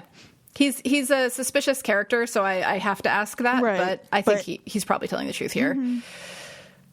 So he tells her that the DNA matches Shauna, which we've also said could mean Callie. I think it's probably Callie. I think as a side, as a redirect, kind of. If anybody killed her, or if anybody was there when Lottie died, because I don't think that Callie would have actively... I don't either. ...tried to murder her. But if anybody was there at the moment of Lottie's death, I think it could be Callie. Because she's the one person we haven't heard about being in the city that day. Right. And and also we know she's caught up with Lottie. And I could see, like, her reaching for Lottie. And that they've been secretly hanging out, or they were before. Shauna is sort of getting suspicious because Misty has started a group text. Oh, and you know what else I just realized is Callie, like you just said about the Google search, didn't really return anything useful, but Callie does, like... That we saw, yeah. That we saw. Callie does seem to be, like, understanding more about what's been going on, and we haven't really seen any of what she and Lottie talked about off screen. Right. So... Yeah, and she could have learned stuff from that. She could have learned stuff from the tape that we didn't hear, but it could be both. So Misty starts a group text in the car. So funny. With Van and Ty. And Thankfully, they didn't play that up as if it actually fooled Shauna because, come on, everybody's phones are now going off all of a sudden. It is really cruel of any of these women to tell Misty she's really bad at boundaries, though. Right? Yes. I mean, they all are. Right. And also, it's your fault. It's everybody's fault in this van that everybody is the way they are. So, yeah. So, basically, she's texting them, breaking the case, Shauna killed Lottie. I noted that Ty's home screen is Sammy and I think Biscuit. That's Biscuit. That is not. I wrote Steve at first, and then I remembered it wasn't Steve. That's Biscuit. She's in another world. Yep. She tells them about the DNA. They say we need to stop the car. Ty tries to say she has to pee, and Shauna's not buying it. But then Misty says, hold on, this is such a little thing, but she says, we didn't want you distractive driving, not distracted. She's like stumbling over it. I didn't even notice that. It's really, we didn't want you distractive driving. It's great. But Van basically solves this problem for them by throwing up blood. Perfect Timing for somebody who has seemed pretty healthy all along. Yeah, although we've had these moments, it's funny. You can I think the whole Van being sick thing, you've been able to until now kind of read either way. Sometimes she does seem quite sick, like when we first see her at Ty's house in Sammy's room. Right. And then sometimes she seems kind of fine, and then it's like, it kind of goes back and forth. But she throws up a lot of blood here. Yeah, that's really disturbing. So they all go to the ER. This is where, Misty and Shauna first find out, apparently, that Van has cancer. Yeah, I'm her family. She's my wife. Which she isn't. But in all the ways that matter, maybe. Misty says here, this is one of the best lines. So I almost good. messaged you this. I'm not family, but we have a really intense trauma bond. I'm also a licensed geriatric nurse. I do like that we see Misty really pushing back more and more in this episode overall to Shauna, because they sit down and Shauna's doing her fake caring thing. Oh, she's dying of fucking cancer. It's so unfair. It's Van. And Misty's like, you have to stop pretending to care. Exactly. We all know you killed Lottie. There's DNA evidence. Anytime they put these women in public around people who don't know them, and you get to see people react to them living in this totally different world, it's so good. Shauna tries to explain it away by being like, oh, she stayed at my house. My DNA is probably all over her. But it's collected from a location indicative of a struggle. What, like under her nails? Yeah. Like the back of a Volkswagen? Yes. Oh, God, I did that too. She brings up the receipt. This show does sometimes does the thing I hate so much. Shauna, say, I went to New York to buy a cat. Yeah. Just say that. Yeah. They're getting more and more heated with each other. Misty says, it's recently come to my attention that you don't even know what friendship means. She's right. Come to your attention through Walter. But recently. Oh, yeah. Oh. Yeah, because Walter brought it up. Mm-hmm. And I thought this was a nice little linguistic thing they did here. Shauna's like, I can't believe you. And Misty's like, and I don't believe you. Yeah, it's very good. Shauna walks away to get a Coke from a machine from the 1970s. Very exciting. I don't know. It's just tickled. Like, oh, I know. Look at that one. I love those old machines. Mm-hmm. And then she looks around and takes off. Which surprised me in the moment, but actually makes so much sense. Yeah. She's like, I'm not dealing with this. I'm going to take care of what I need to take care of. Right. I don't actually care. I mean, Misty told her to stop pretending to care. So she did. Yeah. Yeah. Oh, boy. Van and Ty are in the little ER bay. Ty says, I wish you'd have let me help you. Yeah. Like by killing someone. By killing someone. This is exactly what we didn't want. Then we get the guy in the next bed yelling. Ring, motherfuckers. Ring, motherfuckers. The devil's calling. He looks a little bit like Adam. Oh, Jesus Christ. Or Ben. Is it Ben? Is it Ben, Andrea? Wow, Jodie, that's too soon. Too soon. How dare you? Ty says, I'm going to fucking kill that guy. And Van is like, the level of seriousness with which she takes this is so funny because it's appropriate. She grabs her hand and says, don't. She says it's just an expression. Is it, Ty? No. I mean, I've said it plenty of times, but I've never actually killed anyone as far as anyone knows. So, like, I can say that. Yes. And then Van starts to hallucinate a bit. How can we sleep when our beds are burning? Oh my God. You know? Yeah, totally.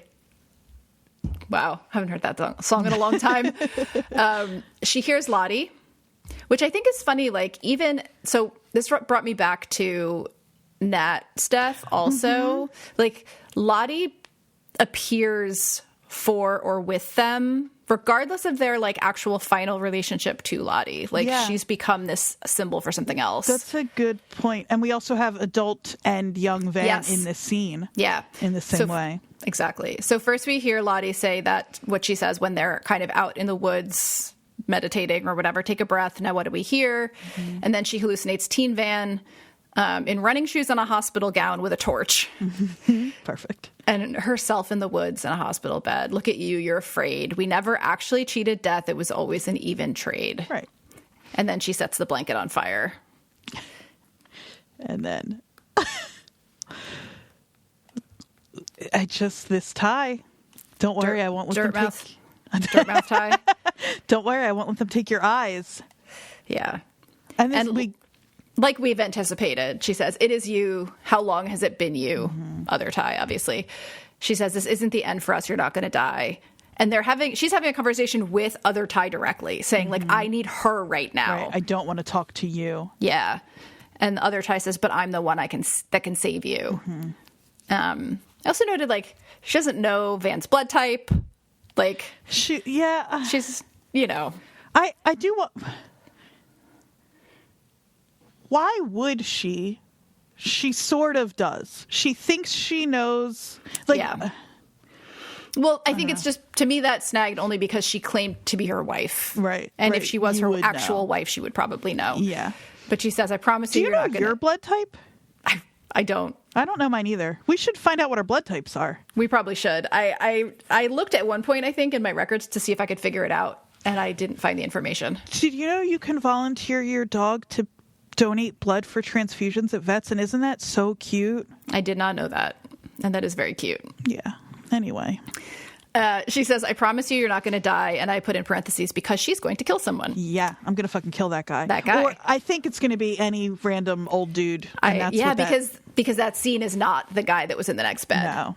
So she's going to try to justify it by killing somebody who was close to death anyway. Mm-hmm. Yep, angel of death. So back at the Chully Hitcher, Jeff is looking at the pillows. He thinks they have bed bugs. He's got psychosomatic bed bugs, I think. Or at least that's what Callie thinks, right? He says, this place is a dump. Enjoy your vermin, Joels. Joels. I like that he's taken that from Shauna. They're the Joels now. Yeah. But Callie says, I think that weird things happen sometimes when you're trying too hard to fight the way things actually are. Well said, Callie. We keep telling ourselves that Mom is basically a good person. What if she's actually a bad person? Did Mom ever mention crossing paths with any frog scientists while she was out there? Jeff is constantly scratching himself during this scene. He's trying to deny it. He's like, Callie, terrain like that, it's easy to get lost. They probably never saw each other. She brings up the tape. She says, I think it's part of that research project. And Mom and Ty and Van, they knew what it was. Dad, I think we both know deep down they could have done it. I have thoughts about Callie's role in the future in this when we get to the end here. Okay. But the next and last scene, Shauna alone driving into Virginia. The captions call it intense music. She's listening to, or she's not listening to it. It's not diegetic, I don't think. Yeah, she's in the van. It's not diegetic, I don't think. Blood Bitch by Cocteau Twins, which is kind of perfect. Yeah. I saw people on Reddit now calling her Blood Bitch Shauna. That's great. Yeah. She's sitting in her car. She sees someone close the blinds. And she's holding the new knife that she got with the orange clearance sticker still on it, or the orange price sticker. Yeah, she loves the knife, but she also loves the deal. So yeah. I mean, she's from Jersey. She's smart. Yeah. With her money. She sees someone close the blinds. We don't know who this is at this point. However, in the credits, we get a hint. It fades to black. And that's it. Right. So, interestingly, a lot of people are noting that this felt short, this episode. It's not short in time, but it's less scenes by a lot than the last couple of episodes. So in the last few episodes, most of the episodes this season have had like 20 to 24 individual jumping back and forth scenes. This one had 13. Interesting. It would be interesting to compare that, because what we've seen with seasons 1 and 2, it tends to be the women, like in the present, starting to converge and ending up together at the end of a season, and so there's less reason to jump back and forth, which we do see here, and that's really true. Is sort of the pattern. That's a good point.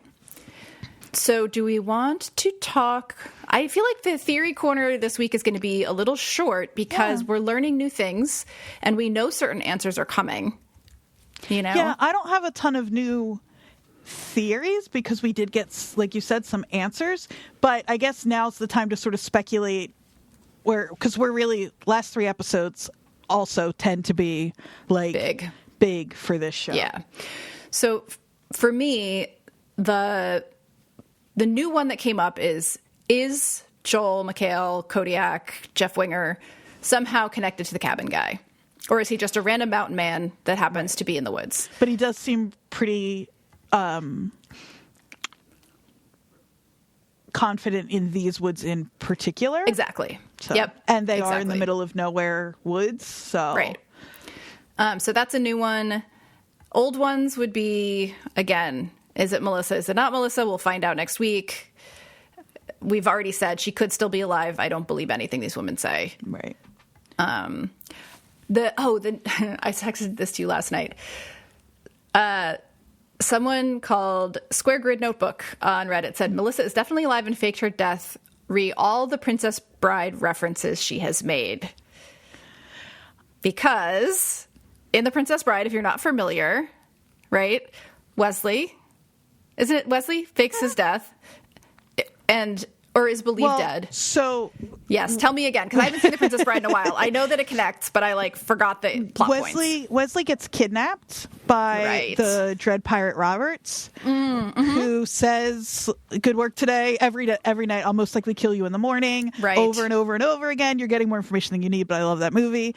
And eventually, when it's time for that Dread Pirate Roberts to retire, he passes the title along to Wesley, which it turns out Dread Pirate Roberts has been doing forever and ever and ever. It always gets passed to a new one, which I think is... I don't think we're going to find out the title of Melissa gets passed on, but it is a fake your death sort of scenario. Yeah, and that is a movie that Melissa brings up repeatedly.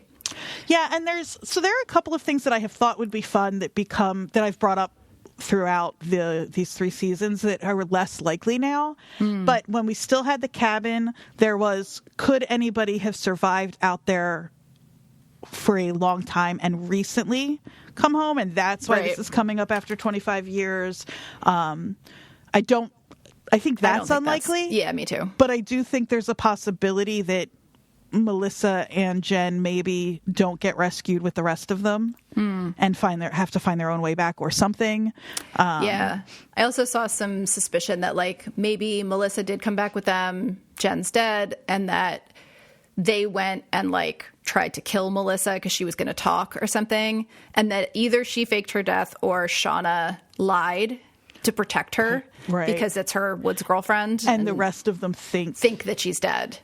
Would be interesting for Shauna to only be kind to one person ever, and it's Melissa. And I don't really see her caring that much about her, but no, but maybe, loyalty is a weird thing, right? And also the other thing to me that supports, and I don't want to belabor the whole Melissa thing because we're going to find out very soon, but the other thing that to me supports Hilary Swank actually playing Melissa is that in the scenes we've seen of her, she does not seem afraid of Shauna. No. She seems to be very confident in talking directly to Shauna about who Shauna is.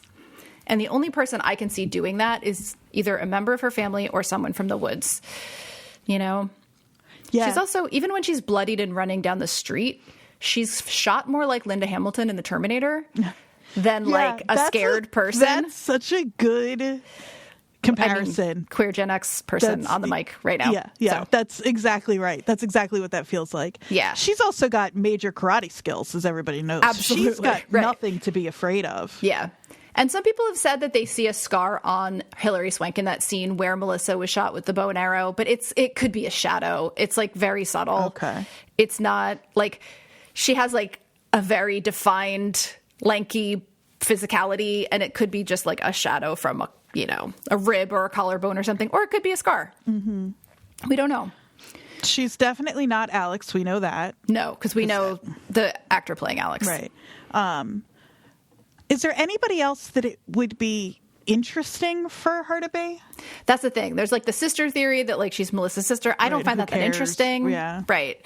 And that just feels like a sneaky way of being like, oh, you thought it was Melissa. Mm-hmm. It's her sister. It just doesn't. Right. I mean, it could be someone related to one of the other two scientists, theoretically, or Walter could be involved somehow. But like, if I see one more person, no offense to our listeners, if you are one of the people, well, maybe offense, but if I see one more person say that Walter is Melissa, I'm going to jump out a window. I know. I hate it. It's a complete misunderstanding of everything this show has been about from the beginning. It's a very like queer-centric show in a way that is based more in reality than most, not in like surprise sex change. Suddenly it's a different person. We're not going to pull a bait and switch where a trans person is hiding their quote unquote real identity. Exactly. Like, we're just not going to fucking do that. No, not when it's a show that is this centering on queer people. Yeah. So yeah, we're not going to entertain that. But I do love Walter being we know that she had a daughter.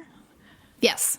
But I really loved Walter being the frog scientist's kid. I thought that would have been really fun.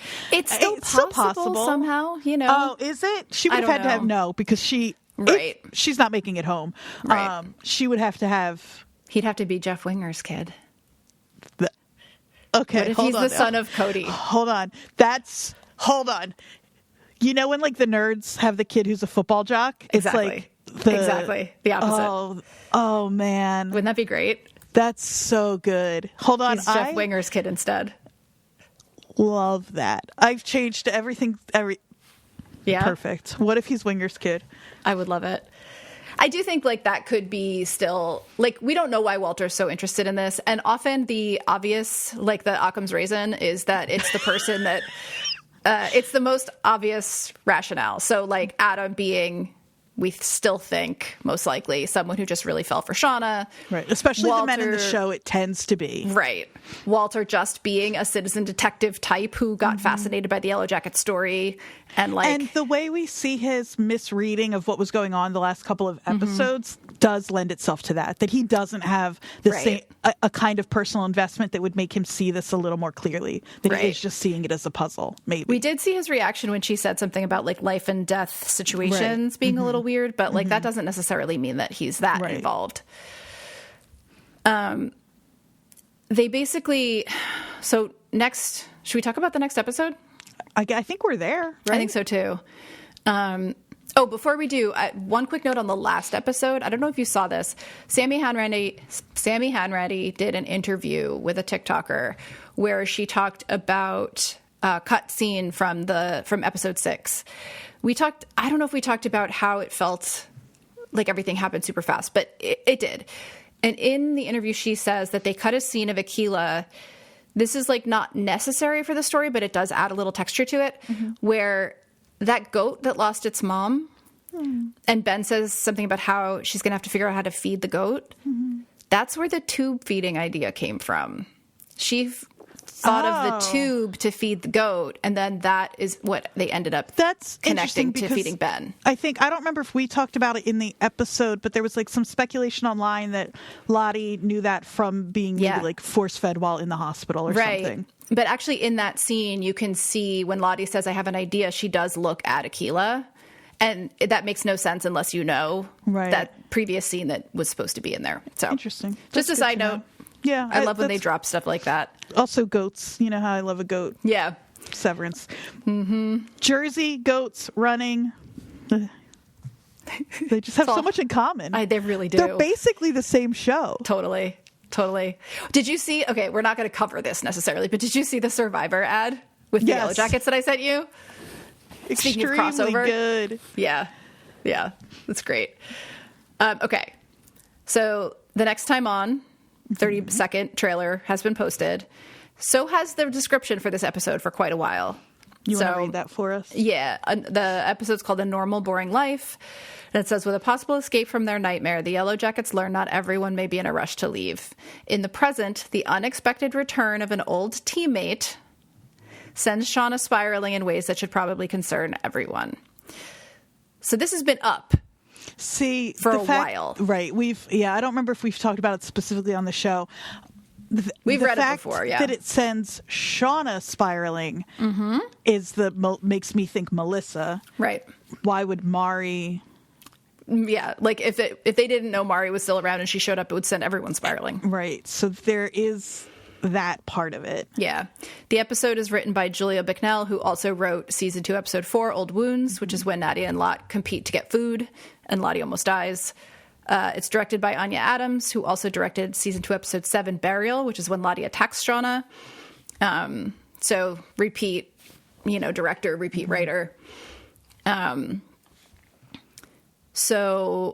And I did look at IMDb's cast list for the next episode. There's no surprises in there. I will say everyone has a name except Hilary Swank. Mm-hmm. They've just left it blank.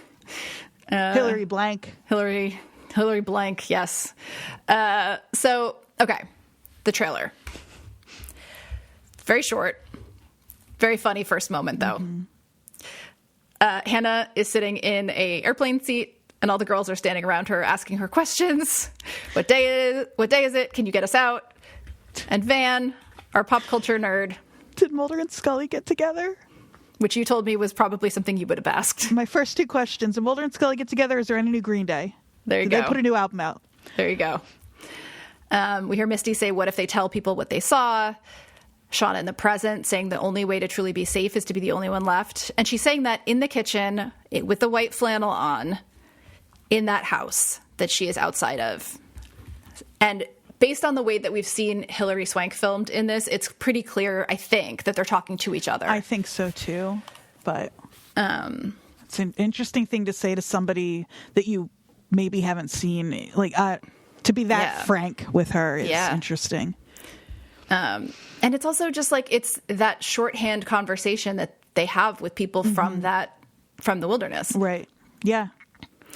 Teen Shauna says to Nat, you're not in charge anymore. And Nat says, it's fucking rescue. Right. Yeah, this isn't about who's in charge. We should all have one goal. Yeah. We get a quick shot of Ty at the hospital and other Ty in the mirror again, turning Spooky. away. I know. We also see Ty banging. I wrote Ty banging on the window a la Mark. But not Mark, actually, a la Gemma. Right. Jeff throwing something in the hotel room. Yeah, I think it was his phone. And so I wonder if did it look like something else to you? No, I just saw it was blue. That's the only thing I saw. Or maybe her phone. Yeah. Because her phone is that color. I just assumed he had something confirmed that Callie had and was. Definitely. Maybe he Googled something and found out. It's got to be big, though, because we don't see him react. Shocked very often. Book Club and Chronic, I think, are the 2 big ones. So. Yeah. I will say, clearly, Shauna did not write everything in her journals. I would bet once she gets leader. Right. She doesn't need to mope anymore. Exactly. Yeah, because he would have had a very different reaction to the phrase frog scientists otherwise. We see a shot of Akila in what looks like holding a gun towards Travis and Joel, which is a little odd, but then everyone else in the woods kind of swarming out at them. Well, that lends itself, or that kind of speaks to what we were talking about earlier when I was like, I know it's not going to happen, but wouldn't it be great if Travis and Akila left with Joel? Right. What if they're trying to go? Right. And she's like, no. No. Yeah. That makes sense. And then the last scene is Hilary Swank, probably facing Shauna across a table, saying, does she know what you did, what you're capable of? Right. And I assumed, who knows, you know what happens when you assume, that she's talking about Callie. Right. I thought the same thing. Yeah. So I guess jumping off that real quick, this might have been better in Theory Corner, but since we're talking about Callie, I just want to, again, so that when I am maybe right, it is on record, just say that now after this episode, after seeing Callie's reaction and the way she's talking to Jeff, we had talked before about how what they decide to do with Callie is going to be like a weather vane for this show and the direction that they're going. And so like if Callie becomes like a vicious murderer and like, you know, falls in with them and becomes the next Shauna, that's taking it in one direction. I think now that what I can see happening is Callie and her smarts that Shauna's always commenting on be the thing that takes Shauna down. She knows a lot. She's starting to realize that her mom is not just like twisted and hurt, but also just fucking scary. Right. And like all of those things that Shauna keeps saying about how, you know, Callie is, and all the things Callie's doing, being sneaky and all of that. Like, I don't now read that as like, oh, she's just like her mom. I read that as like she and her mom are both very smart, but I wonder if what we're going to see is those smarts being used against Shauna. Right. Like, it seems like no one can stop Shauna, but the one person that can maybe is her kid. And that's cool. That's cool to see. I find that very satisfying if that's what they end up doing. Me too. And I think there's... Because we've talked all along, like, how does this end without Shauna in jail, right? Or all of them in jail, honestly. Well, to be the only one left. Right. But Callie. The thing is, like, yeah, I think that it makes a lot of sense for if there is going to end up being any consequences at all in this show ever, that they're brought on from an unexpected source. Well, and especially, like, Shauna says so much that what she's doing is protecting her family. But, like... She's not. No, she's just out for, like... The, like, way to protect your family would have been to, like, go to the police 3 seasons ago. Right. I mean, ACAB, but like... Yeah. But like also, or just like... Or don't. Or admit to everything, or like, you know, try to actually become a better person and go to therapy and like, you know, just try... be a mom. Yeah, exactly. So yeah, that's me just putting a little marker on the way that Callie is acting, shifting in a certain direction. Like, it's not just her being suspicious of her mom and falling in with Lottie. There's been a turn, and she's the one now talking to Jeff about, like, what if she's not a good person? Right. And, like, then what happens next? Like, if you admit to yourself as a husband or a daughter that your mother or wife is actually a terrible person and is actually a murderer, right? What is the next step? What do you do? And that's what I'm kind of, like, curious to see in the future. Well, and if Callie is worried, because it also depends on what we haven't seen Callie do or not do. Absolutely. Because there is like something kind of sad, like if she is involved, for example, with Lottie's death, and then she has to think like, am I just like my mom? Is that something I can escape, you know? And like... Yeah. And I feel like the way that could go is that she tries to prove it by like turning her mom in or, you know, something. Yeah, that's interesting. It's just something that occurred to me in that last little bit. So, yeah, we will find out so much so soon. Yeah. Do you think, and then we can say goodbye, but I'm just curious. I still think there's a chance we see. My feeling is last episode ends at the point of rescue, right? Is that your... I don't know now. Do you because think we're so far, not so far. Time-wise, it's October, right? We know they get rescued around January, I think. December or January. It's like end of December, early January, right in that window. Depending on if they are referencing the 72 days Christmas Eve thing we talked about last week. But yes, around that time. So that's 3 months. They've skipped plenty of months like that before. It's entirely possible. That said... There's a lot of new stuff to do now. Things have ramped up so much in the wilderness that... I know this isn't satisfying, but I could really see it going either way, where like it's ramped up so much that like we end with Pit Girl, right? We end with Hannah as Pit Girl. And it's called what? Full Circle? Yeah. The last episode. So we end as we began, right? We end season 3 with Hannah in the pit. Now, you know, you've wanted to know for 3 seasons. We see almost like the exact same scene or the exact same scene of Pit Girl running, falling into the pit, being strung up. And that's where we end season 3. I can see them doing that. I can also see them doing that plus it being part of what leads to a rescue, sort of how the dancing around the fire was what brought the scientists to them. It could go either way. Like, I think if they do include the rescue in the last episode of this season, I can see people saying that it was rushed. And like, I know a lot of people that don't want to leave the wilderness timeline just yet, or the wilderness itself, not the timeline. I am ready to, but that's just me. I don't know. What do you think? Yeah, I mean, there are a couple of options. I've been interested in post-rescue since season 1. I think you and I both are really interested to see what that direct aftermath looks like. I think my hope is either way we get Pit Girl fully resolved by the end of the season. I think we will. They've really been, I say they've really been dragging it out. We've really been dragging it out. The viewers more so. Yeah. But I don't think Hannah makes it to season 4. Nope. I think we get 2 big answers. Who killed Lottie, if anyone, and that Hannah's Pit Girl. That's my prediction. We'll see, but those 2 things I think are going to be answered. Yeah, it is a little on the nose now because we talked, I think, before we saw how these people find them, how the frog scientists find them. But we speculated about how kind of like, I don't know, whatever it would be if they're feasting on Pit Girl and then, you know, the next day, the next scene, whatever, is their actual rescue. That parallel, though, of what just happened, to have both of those things happen in the same season. Yeah. No, totally. So I don't know that that's going to be the case. Right. But it could be something like the Pit Girl feast or whatever is the last big event in the wilderness before they get rescued. Right.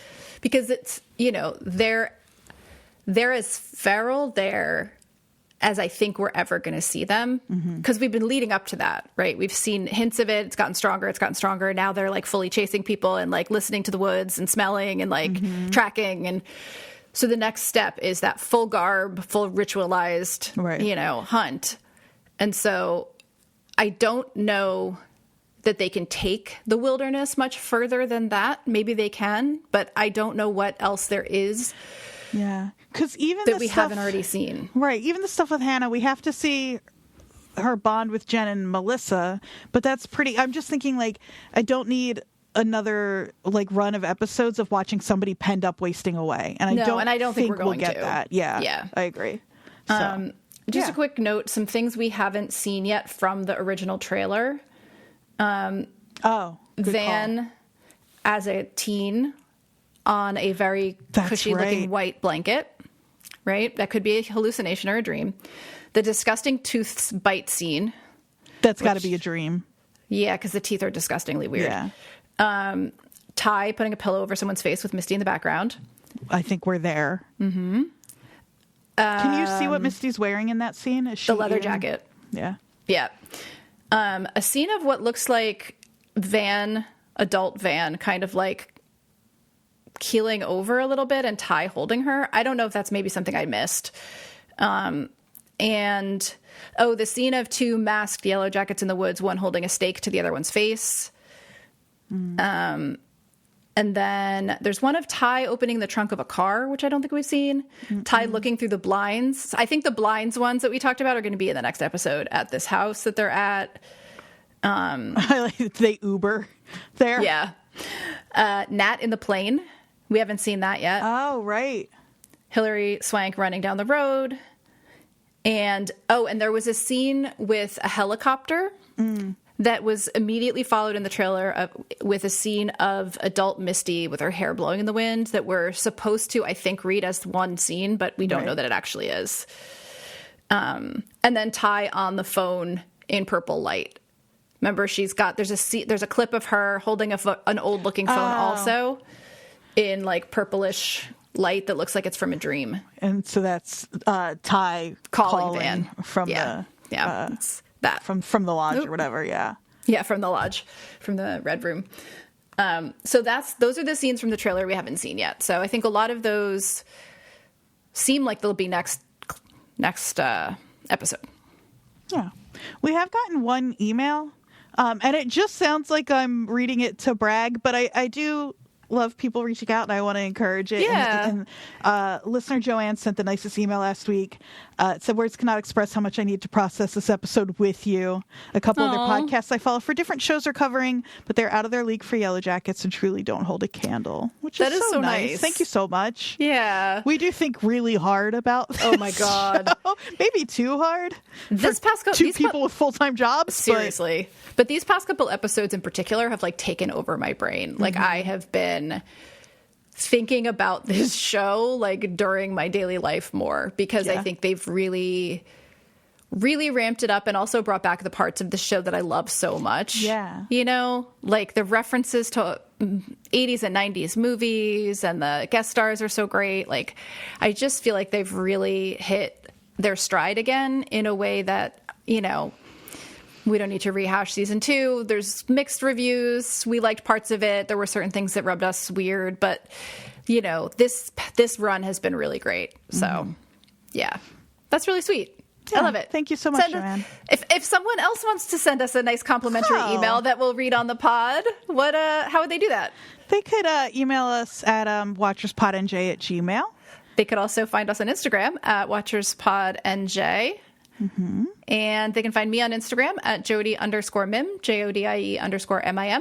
And I'm at AQAndreaQ. And we will see you next week in Richmond. That's right. In the suburbs.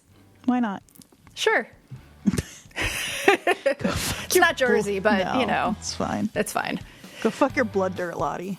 Go fuck your blood dirt, Lottie. Go live in a stump. Exactly. Okay, bye. Okay, bye.